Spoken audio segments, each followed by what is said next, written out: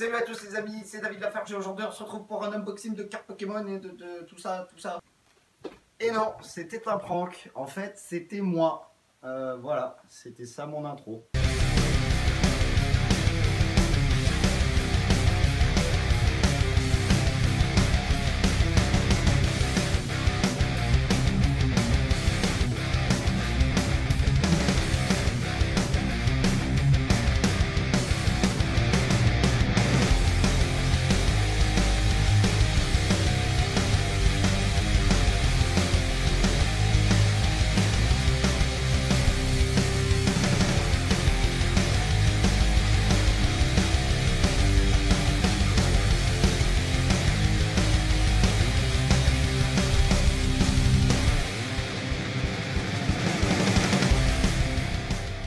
Bon, fini de se barrer, un peu de sérieux. Aujourd'hui, on se retrouve pour le 11e épisode de Parlons Manga. 11e épisode qui portera sur suspense. Et ben non, aucun suspense puisque c'est écrit dans le titre. Donc pas de suspense. Aujourd'hui, on parle de My Hero Academia. Yeah, My Hero Academia. Petit aparté, je surkiffe ce manga. C'est-à-dire que je pourrais le lire en entier 3 fois par jour. Sans aucun problème. Hein. Vraiment, j'adore. My Hero Academia, écrit et dessiné par Kohei Horikoshi et prépublié au Japon depuis 2014. Une version finale sortie en 2018 et nous on l'a en France depuis 2016. Comme d'hab, un animé avec 63 épisodes qui est sorti quasiment en même temps que la version finale japonaise, donc en 2016. Et ce qui nous intéresse nous, le manga, qui est actuellement sous 22 tomes.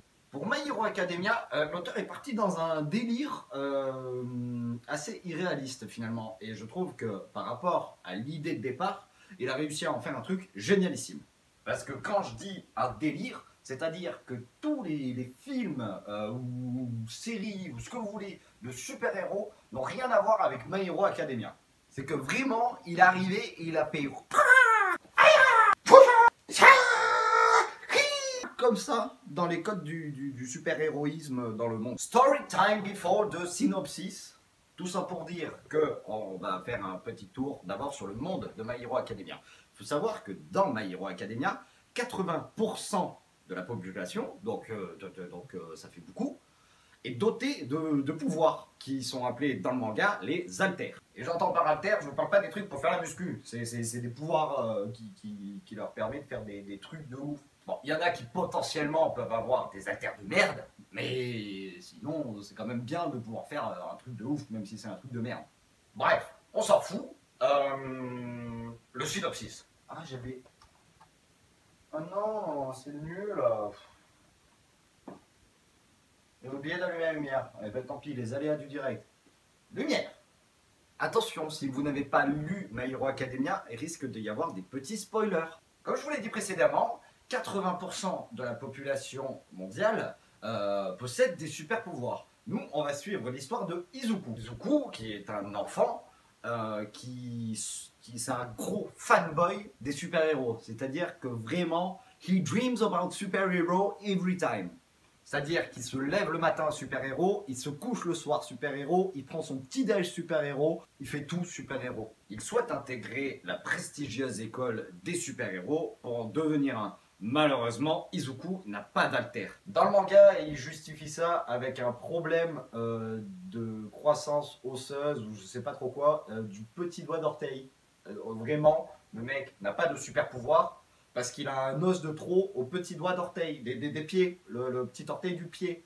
Bref, ça n'empêche pas de tout donner pour essayer de devenir un super-héros. Il connaît tout sur les super-héros, il connaît tous les super-héros.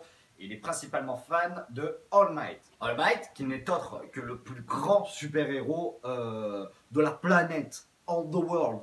All the world. Un jour, pendant que Izuku était en train de se faire royalement fister par un super-vilain, parce que, évidemment, qui dit super-héros dit super-vilain, il fait la rencontre de All Might, puisque All Might arrive et le sauve. Et c'est à ce moment-là que tout va débuter, que tout va se rendre compte de tout, puisqu'effectivement, en tant que fanboy, il va pas le lâcher. Et c'est là que All Might va lui faire une révélation ultra suprême. Attention, très gros spoiler, il va lui révéler qu'en vérité, son alter n'est pas un alter de naissance. C'est un alter qui se donne en fait, qui se donne pas de génération en génération, mais c'est-à-dire qu'ils entretiennent tous ce pouvoir, le pouvoir qu'a All Might, chaque personnage à qui est passé ce pouvoir va donner quelque chose pour ce pouvoir. Il explique donc à Izuku qu'il va lui donner son pouvoir s'il le désire. Évidemment, Izuku, en tant que gros fanboy, il n'allait pas refuser, si tu veux, c'était prévisible. Mais du coup, ça va lui permettre de pouvoir finalement intégrer cette fameuse école de super-héros, puisqu'il partait de base avec rien, et qui finalement arrive à se sortir avec le plus gros pouvoir de la planète. C'est toute l'histoire qu'on va suivre, puisque Izuku a désormais un pouvoir, il est dans la capacité d'aller dans cette école, et il devient évidemment un élève de cette école. Du coup, c'est pour ça que ça s'appelle My Hero Academia, d'ailleurs. L'Académie des héros. Je ne vous ai pas trop parlé des autres personnages, mais il faut savoir que de base, Izuku, c'est une grosse victime. Et il va finir par à peu près se faire respecter grâce à ses super biceps. Je crois qu'on va s'arrêter là, puisqu'après on part vraiment dans l'histoire. Et c'est pas bien de partir dans l'histoire, parce que sinon c'est encore plus de spoil que ce que je vous ai déjà tout spoilé. Cela étant dit, cela étant fait, moi j'ai kiffé faire ce Parlons Manga, parce que c'est un manga que j'adore. Et j'espère que ça vous aura plu aussi. Et puis là-dessus, on va se laisser. Je vous dis dans le pire des cas, à vendredi prochain. Et puis, bah...